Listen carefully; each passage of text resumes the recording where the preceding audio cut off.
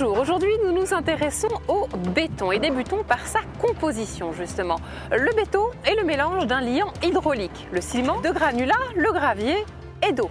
Concrètement, l'eau crée une réaction chimique au contact du ciment qui, en durcissant à l'air, lie tous les composants en un ensemble homogène et monolithique. Et saviez-vous à ce propos que ce sont les Romains qui furent les premiers à expérimenter ce procédé? Au XVIIIe siècle, Louis Vicat développa un nouveau mortier. Son idée, isoler une cendre artificielle à base de calcaire et de silice. Il l'appliqua ensuite avec succès sur des parties d'ouvrage d'un pont en construction. Il élabora ensuite la théorie de l'hydraulicité qui précise les proportions des différents éléments nécessaires à la constitution d'un ciment artificiel lors de la cuisson.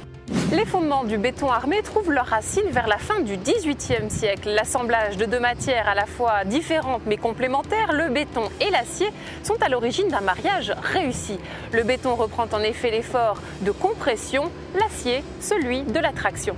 Mais revenons à notre époque. Nous trouvons aujourd'hui un panel très large de types de béton remplissant chacun un rôle bien précis. Il y a d'abord les bétons courants, les bétons lourds qui protègent contre les radiations, les bétons de granulats légers qui permettent un gain de poids et une isolation thermique, les bétons fibrés qui améliorent l'homogénéité, sans oublier les bétons à haute performance, les bétons autoplaçants, ainsi que les bétons fibrés à ultra haute performance. Bien que relativement résistant aux différentes sollicitations mécaniques, physiques et chimiques ainsi qu'aux méfaits de la météo, le béton a besoin de soins.